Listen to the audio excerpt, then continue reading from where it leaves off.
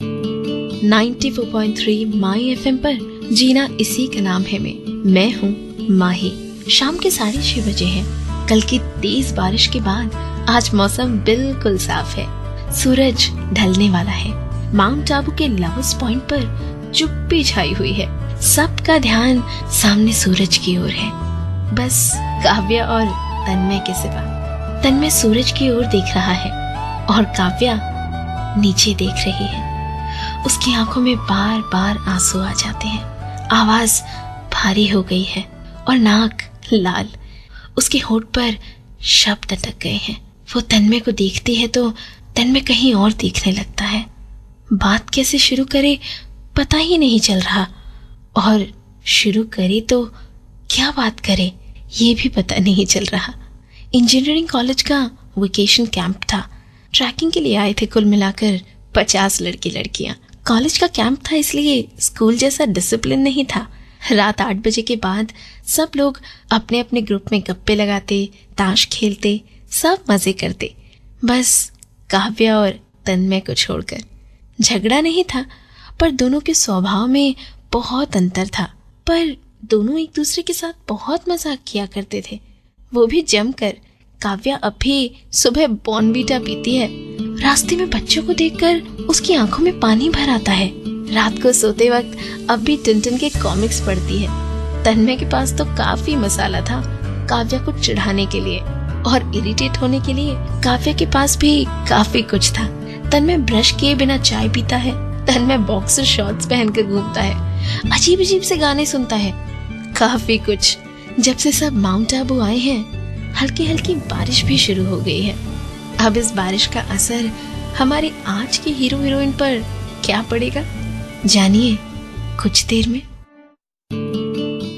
94.3 माई FM पर आप हैं माही के साथ। वैसे तो सब ग्रुप में साथ ही प्लान बनाते, पर कल तेज बारिश की वजह से सब गेस्ट हाउस में ही फंसे हुए थे, जहां तन्मय सबको बारिश में ही घूमने के लिए मना रहा था, और उधर काव्या भीग जाने से क्या क्या हो सकता है ये बताकर सबको डरा रही थी। बस बहस का मुद्दा ही बन गया ये तो। किसी तरह सबने मिलके अंताक्षरी का प्लान बनाया और काव्या और तन्मय के बीच झगड़ा चलता रहा। उसके बाद तो कल रात को ही दोनों ने इतनी चर्चाएं की, पॉलिटिक्स पे, फिल्मों पे और न जाने क्या क्या, कि थक कर बाकी सब तो सो ही गए। अगले दिन भी रुक रुक कर बारिश हो रही थी।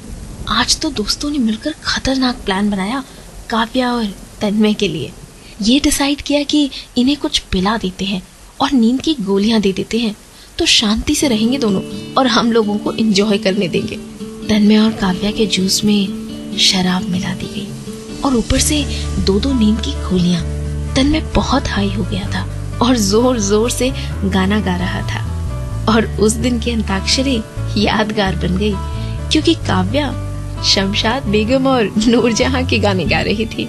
बस अब बाकी लोगों को राह देखनी थी कि कब ये दोनों लुढ़क जाएं और कब दोनों को रूम में धकेल दें। लेकिन क्या होगा इस मजाक का असर जानिए कुछ पलों में। 94.3 माई एफएम पर आप हैं माही के साथ। जरा सोचो तो, सुबह आंख खुले और सामने ना सोची हो ना मानी हो ऐसी जगह दिखे तो क्या हाल होगा। पहले तो काव्या की आंखें खुली। सिर बहुत भारी लग रहा था। आंखें खुली और बंद हो गई, फिर एकदम से शॉक में खुली। खिड़की के शीशे पे बारिश की बूंदों से सब कुछ धुला धुला दिख रहा था। शायद अभी भी हल्की हल्की बारिश हो रही थी, लेकिन ये रूम उसका नहीं था। और ओ गॉड, ये बेड के दूसरे साइड में तन्मय खर्राटे ले रहा था। काव्या जोर से चीखी। तन्मय एकदम से खड़ा हो गया और रिफ्लेक्स एक्शन में ही दरवाजे की ओर दौड़ा। कौन है, क्या हुआ? काव्या दूसरी बार चीखी। तब तन्मय को होश आया। तन्मय का पहला सवाल था कि काव्या उसके रूम में क्या कर रही है, और काव्या ये सोचकर मुसीबत में थी कि वो इस रूम में आई कैसे। दोनों को पता ही नहीं है कि दोस्तों के मजाक का शिकार है दोनों। अब कैसे निकलेंगे काव्या और तन्मय इस मजाक से जानिए कुछ देर में। 94.3 माई एफएम पर मैं हूँ माही। काव्या और तन्मय एक रूम में कैसे आए ये तो पता ही नहीं था, पर उससे ज्यादा तकलीफ वाली बात ये थी कि रात को क्या हुआ किसी को याद ही नहीं था। अब पूछे भी तो कैसे पूछे, बस गुस्सा किया दोनों ने एक दूसरे पर। काव्या तन्मय को ही दोषी मानती रही। तुम्हारा ही प्लान होगा, तुम हो ही उस टाइप के लड़के। और तन्मय भी गुस्से में ही जवाब देता रहा, मैं क्यों करूंगा, मुझे कोई इंटरेस्ट नहीं है तुम्हें। तकलीफ ज्यादा तब बढ़ गई जब तन्मय को देखकर सब जोर जोर से गाना गाने लगे, हम तुम एक कमरे में बंद हो।